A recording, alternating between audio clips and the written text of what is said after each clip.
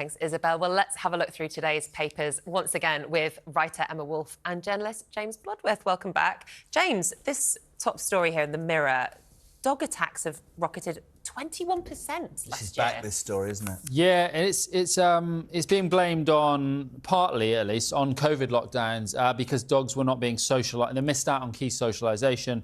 And then, training, I guess, right? People just got them for companionship and didn't know what they were doing, right? Don't know how to handle them, then they become too aggressive in immaturity. There's some more interesting points later on in this story in that some people are getting these dogs from so-called backyard sellers who have blood on their hands, according to one parent whose son was killed by one of these dogs. And another parent saying, and I agree with this, that owners of dogs that kill should face perhaps manslaughter charges if their negligence has played a part in that. It's becoming a bigger issue, and we're seeing the kind of repercussions of people getting these dogs they can't look after. We're a dog-loving nation, that's good, but at the end of the day, when you see,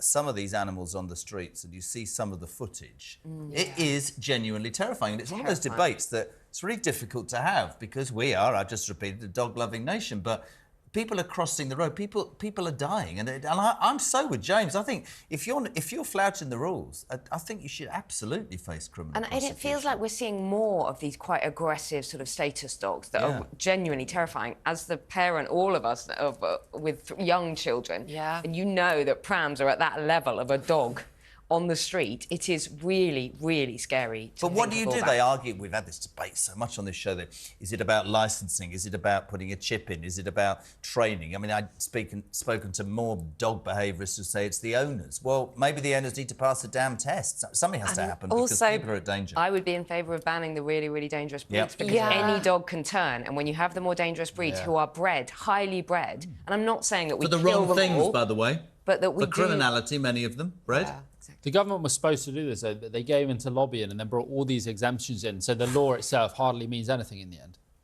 The Was that a definition of it? What was that, a definition of the let's redefine it. Let's tell you to get licences, even though, I mean, that makes no difference to a dog attack. It's almost like what they're doing today with extremism, isn't it? Yeah. It's making things all the more confusing. But, yeah, I've seen it in my own dog. He's not violent by any means, but he was, I think, a year or two old when COVID hit. And then when lockdown ended, the way that he would respond to new people was very different to before lockdown, because he just hadn't seen anyone other than my close family for a couple of years, and he would either be scared or he would bark at them. I think it's really interesting. And I've said it before, so I apologise for repeating. But years ago, my parents had a Labrador when my brother was born, and it turned. Yeah. I had to get rid of it. And I do think having kids makes a massive difference. You're walking down the street. You're and it's not the dog's fault, aren't you? It's also not the dog's fault. They are an animal, and no matter how much you train an animal, if it still has the capability, you can't turn it off like a car, can you? And its teeth, it's obviously. It's not the dog's fault, and sometimes it's not even the owner's fault. Even a very, very well-trained dog, unfortunately, can turn.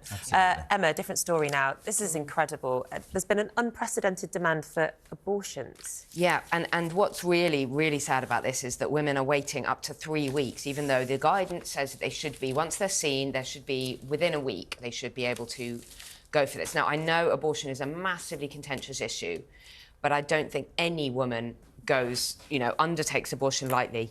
This is surgical abortion, so it's later on in pregnancy. It's not the early one where you can take pills and induce a miscarriage.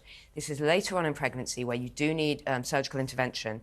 And the Steve Russell, the Chief Delivery Officer for NHS England, is saying that women are waiting really quite, 3-4 weeks, which, in pregnancy, you've only got 9 months. Every extra month is going to be a much later term baby. So I think it's very cruel for the woman, very cruel for the baby, everything.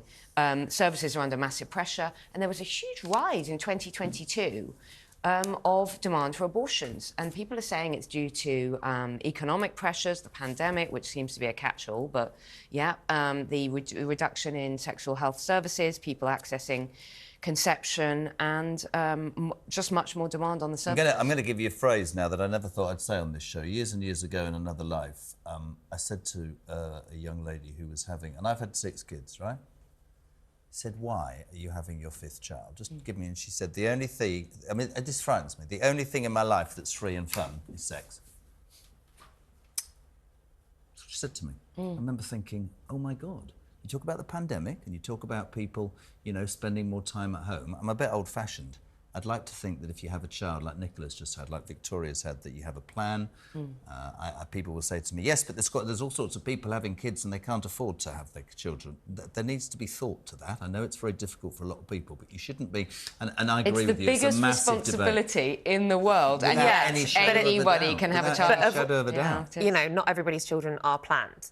And no, absolutely, and people get a complete. And there's the whole debate about abortion in a heartbeat. What about women who are raped? What about? But you know, so listen. It's such a difficult as a man, I'm not getting involved. But that was it doesn't why I say made a the lot, point. and it takes 3 weeks. But the That's first appalling. thing that I was trying to say was that you don't. It's not something that you do just, you know, and you shouldn't then be just sitting there waiting and waiting, because it's a very difficult decision for most women.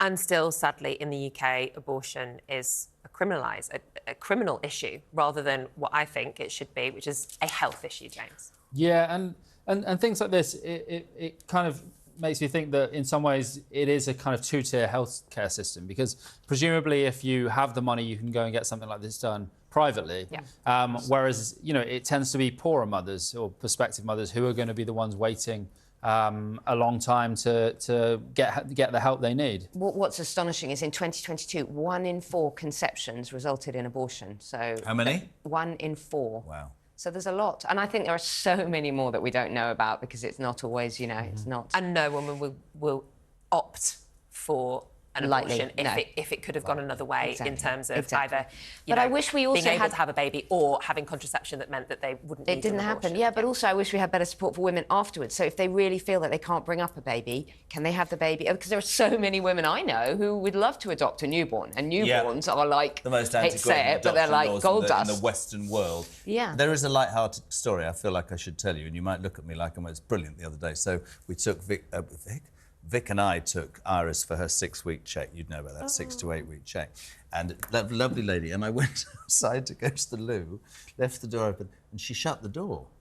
So I thought, well, I better not go back in. We got in the car and Vic said, I'll shut the door and talk about contraception going forward. Do you want to include me, love? I'm 58. I think she was basically trying to say, enough, Kyle. Yeah. Enough. No more. Why don't you get the snip?